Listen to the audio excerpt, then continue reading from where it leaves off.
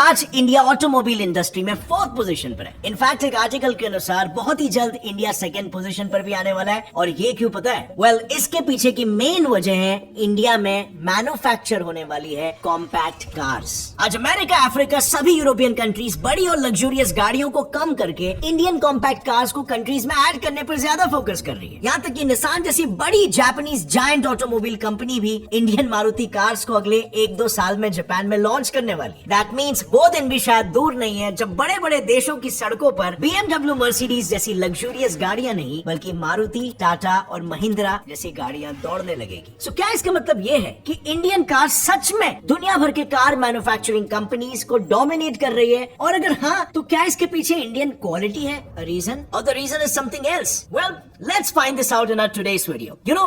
अगर मैं इंडिया के ऑटोमोबाइल इंडस्ट्री के इतिहास की बात करूं तो इंडिपेंडेंस के पहले इंडिया को सर्विसिंग और मेंटेनेंस के अलावा कार मैन्युफैक्चरिंग के बारे में कोई जानकारी नहीं थी। इंडिया का कार मैन्युफैक्चरिंग रेट 0 हुआ करता था। पर आज की तारीख में देखो इंडिया के दिन कैसे बदले हैं। सिर्फ 75 इयर्स में हम दिन में 50,000 जितनी गाड़ियां बनाकर 125 देशों में एक्सपोर्ट कर रहे हैं। And well, a big part of the credit goes to Hindustan Motors, जिसकी वजह से इंडिया आज इस मुकाम पर पहुंच पाई। दरअसल हुआ कुछ यूं था कि इंडिपेंडेंस के बाद इंडियंस इकोनॉमिकली काफी अनस्टेबल थे और फॉरेन कार्स को अफोर्ड कर पाना किसी के बस में नहीं था। और इसीलिए उस वक्त लोगों को किसी भी टाइप के पब्लिक इमरजेंसी के लिए पब्लिक ट्रांसपोर्ट को यूज करना पड़ता था। उसमें भी 7 से 8 सीटर की एक गाड़ी में 15 से 20 लोग बैठकर ट्रैवल करते थे। मतलब सिचुएशन कुछ इस कदर खराब थी कि सबसे पहले तो 2 से 3 घंटा इंतजार करो और उसके बाद भी गाड़ी में चलने मिलेगा या नहीं इसकी कोई गारंटी नहीं। और इन्हीं सब प्रॉब्लम्स के सोल्यूशन के लिए हिंदुस्तान मोटर्स ने पहली इंडियन कार को मैन्युफैक्चर किया जिसका नाम था हिंदुस्तान एम्बेसडर। आपने ये कार्स को बहुत देखा होगा, स्पेशली आज से 8-10 साल पहले, या इसे आप बिल्कुल कह सकते हो the great grand ancestor of all the cars. इस गाड़ी को बनाने के लिए उन्होंने 2 चीजों पर सबसे ज्यादा फोकस किया, एक कंफर्ट और दूसरा कॉस्ट। इसका कॉस्ट इतना कम था कि कोई एवरेज इंसान भी इसे आराम से खरीद सकता था। और यहीं से शुरू हुआ इंडियन ऑटोमोबाइल इंडस्ट्री का ये सिलसिला। हिंदुस्तान मोटर्स की सक्सेस को देखकर देखा देखी में कई सारी मैन्युफैक्चरिंग कंपनीज एस्टैब्लिश होना शुरू हो गई और ये सभी कंपनीज कार मैन्युफैक्चरिंग के लिए सिर्फ एक ही मॉडल को फॉलो करने लग गई। इनफैक्ट आज की तारीख में भी इसी मॉडल के बेसिस पर इंडियन और फॉरेन कार्स को मैन्युफैक्चर किया जा रहा है। सो इन कंपनीज का मॉडल एकदम सिंपल था, बेसिकली 3 इंपॉर्टेंट फैक्टर्स पर based. First factor R&D department, second engineers और थर्ड डिजाइनर्स। सबसे पहले कंपनी में मौजूद R&D डिपार्टमेंट सभी कार्स के रिव्यूज लेकर डिमांड, फीचर और डिजाइन पर रिसर्च करते थे। इस रिसर्च के बाद इंजीनियर्स ये मेक श्योर करते थे कि वो सभी सिस्टम्स कार में अपग्रेड या नए इंस्टॉल हो रहे हैं। और एक बार जब ये सिस्टम्स इंस्टॉल होकर फाइनलाइज हो जाते थे तो डिजाइनर्स लुक्स और बेसिक एरोडायनामिक्स को ध्यान में रखते हुए सिस्टम इंस्टॉलमेंट के अकॉर्डिंग कार का डिजाइन बनाते थे। और फिर लास्टली अलग अलग देशों से मैन्युफैक्चरिंग के लिए लगने वाले पार्ट्स को इंपोर्ट कराया जाता था और फिर स्टैंपिंग, वेल्डिंग और पेंटिंग प्रोसेसेस के बाद डन, कार बन के तैयार। तो ये तो थी कहानी इंडियन कार कंपनीज के इतिहास की, पहले की, जब वो शुरुआत कर रहे थे। लेकिन अगर हम प्रेजेंटली देखें तो most of the Indian companies किसी और देश से पार्ट्स को इंपोर्ट करने के बजाय इंडिया में ही पार्ट्स को मैन्युफैक्चर कर रही है, जिसकी वजह से टाइम भी बच रहा है और पैसे भी। And this shows India automobile industry में भी इंडिपेंडेंट हो रहा है। Now don't you think domination की तरफ ये इंडिया का पहला स्टेप होगा? जैसे कि मैंने आपको पहले भी बताया, इंडिया कॉम्पैक्ट कार्स बनाने में माहिर है और कॉम्पैक्ट कार्स यानी कि लेस फ्यूल। और अगर हम फॉरेन कार्स पर फोकस करें तो वो जितनी ज्यादा स्पेशियस है उतना ही ज्यादा फ्यूल भी कंज्यूम करती है। और इसीलिए आज के तारीख में पेट्रोल डीजल्स के बढ़ते दाम को देखते हुए सभी यूरोपियन कंट्रीज, यहाँ तक कि अमेरिका तक और अफ्रीका और जापान भी इन कॉम्पैक्ट कार्स को अपनी कंट्रीज में लॉन्च कर रहे हैं। इस चीज में इन्हें 2 मेजर फायदे नजर आ रहे हैं। एक तो फ्यूल बचेगा और दूसरा पोल्यूशन भी कम होगा, क्योंकि एंटायरली सारे countries in general green solution के ओर माइग्रेट हो रहे हैं। और ऐसा ही एक तीर इंडियन गवर्नमेंट ने 1 अप्रैल 2020 को छोड़ा था BS6 इंजन को कंपलसरी करके। अब ये करना जरूरी भी था क्योंकि इंडिया एयर पोल्यूशन में 5th रैंक पर आने लग गया था। पोल्यूशन की वजह से फॉरेन कंट्रीज में इंडियन कार्स को इतना प्रेफर किया जा रहा है। And let me also tell you, fuel और पोल्यूशन को कम करना सिर्फ ये 2 ही रीजंस नहीं है जिसकी वजह से इंडिया और फॉरेन कंट्रीज में इंडियन कार्स को प्रेफर किया जा रहा है। इसके पीछे और भी रीजंस है। But let me ask you a question first. अगर आपको कार खरीदनी है फॉर इंस्टेंस, तो आपके दिमाग में क्या क्या चीजें आएंगी? Obviously cost, fuel efficiency, luxury और सेफ्टी। अब अगर मैं पहले फैक्टर को कुछ समय के लिए भूल जाऊं तो बाकी सारी चीजें आपको फॉरेन कार्स में भर भर के मिल जाएगी और इसीलिए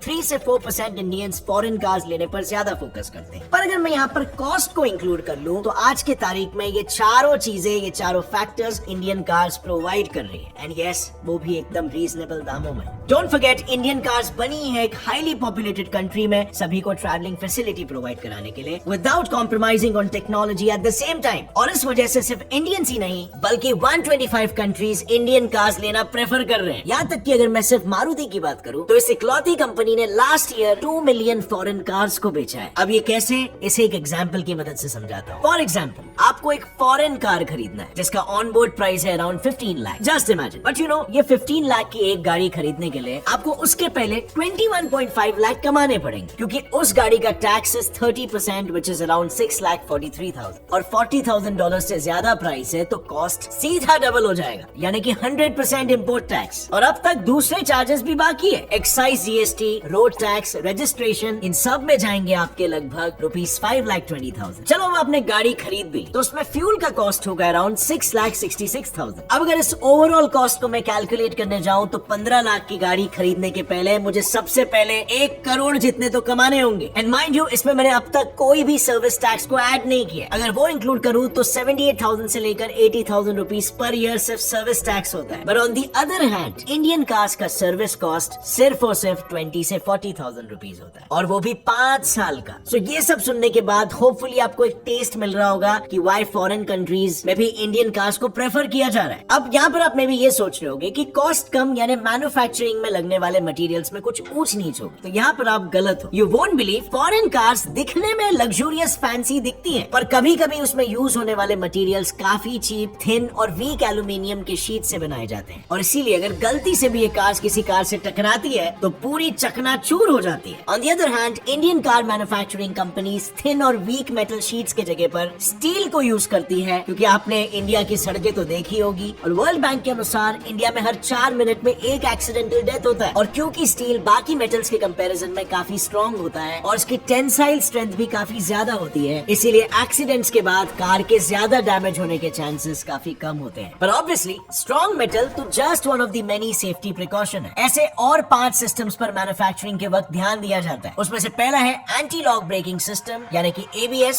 जो सिस्टम सडन ब्रेक के वक्त व्हील्स को लॉक होने से प्रिवेंट करता है। दूसरा है इलेक्ट्रॉनिक ब्रेक फोर्स डिस्ट्रीब्यूशन यानी EBD। अब नॉर्मली होता यह है, जैसे ही ब्रेक अप्लाई होता है वैसे ही कई गाड़ियों में फ्रंट व्हील्स पर प्रेशर आ जाता है और कई गाड़ियों में बैक व्हील्स पर, जिसकी वजह से गाड़ी स्लाइड होने के चांसेस ज्यादा हो जाते हैं, और ऐसा ना हो इसीलिए EBD को इंस्टॉल किया जाता है। EBD के मदद से गाड़ी को कंट्रोल में रखने के लिए कौन से टायर पर कितना प्रेशर जाना चाहिए वो तय किया जाता है। थर्ड सिस्टम है इलेक्ट्रॉनिक स्टेबिलिटी कंट्रोल ESC। ये सिस्टम कॉन्स्टेंटली सेंसर्स की मदद से कॉन्स्टेंटली कार के बिहेवियर को मॉनिटर करता है। और नेक्स्ट बेसिक सिस्टम है speed warning. Speed warning is very important, और ministry of road transport and highways के अनुसार जितने भी एक्सीडेंट्स होते हैं उनके पीछे मेजर वजह होती है ओवर स्पीडिंग, और स्पीड वार्निंग सिस्टम स्पीड को कंट्रोल करने में डायरेक्टली हेल्प करता है। And lastly type pressure monitoring system TPMS। ये भी एक इलेक्ट्रॉनिक सिस्टम है जिसे टायर के रियल टाइम एयर प्रेशर को कैलकुलेट करने के लिए बनाया है। और यही सब फीचर्स पाने के लिए आज हमें फॉरेन कार्स के लिए एक्स्ट्रा पैसे देने पड़ते हैं, जबकि इंडियन कार्स ये सभी फीचर्स हमें बड़े ही कम दाम में प्रोवाइड करा रही है। You don't trust me? Example के लिए महिंद्रा XUV 700 और मर्सिडीज को ही ले लो। इन दोनों कार्स को अगर आप कंपेयर करोगे तो दोनों के फीचर्स ऑलमोस्ट सेम ही है, पर अगर इनका प्राइस डिफरेंस देखोगे तो XUV का प्राइस है 27 लाख और वही टॉप नॉच मर्सिडीज का प्राइस है 2.71 करोड़।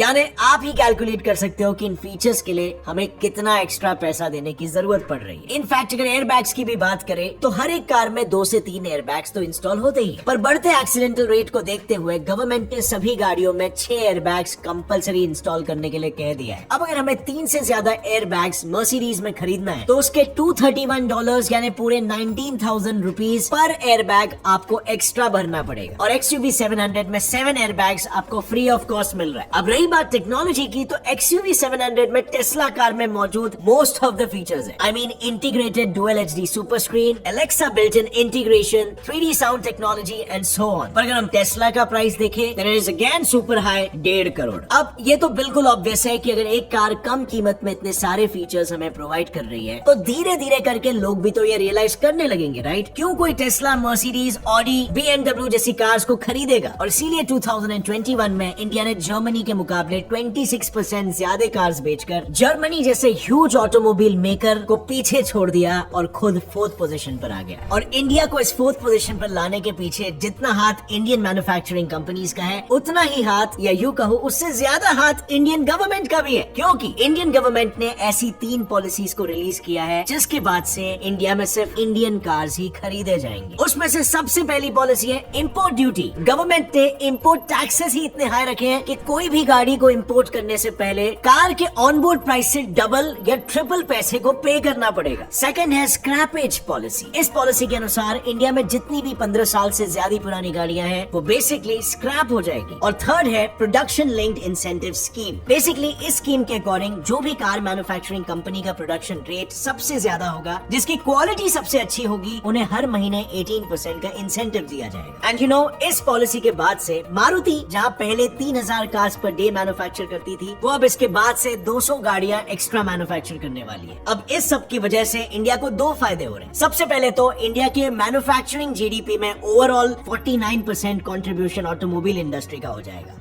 और दूसरा 32 मिलियन से 65 मिलियन जॉब्स अब अवेलेबल हो जाएंगे। अब इतना सब सुनने के बाद फ्रेंड्स, डोंट यू थिंक कि Indian automobile industry has a very promising future? और ज्यादा समय नहीं लगेगा जब हम देख पाएंगे दूसरे अच्छे कंट्रीज के अच्छे शहरों के अच्छे सड़कों में इंडियन कार्स को भी घूमते हुए। अगर इस वीडियो से आपको कुछ भी नया जानने मिला, एक लाइक जरूर ठोकना, गेट से दबाओ ताकि आगे आने वाली हमारी कोई भी वीडियो की अपडेट आप मिस ना कर सको। See you next one. Keep learning and keep growing. जय हिंद।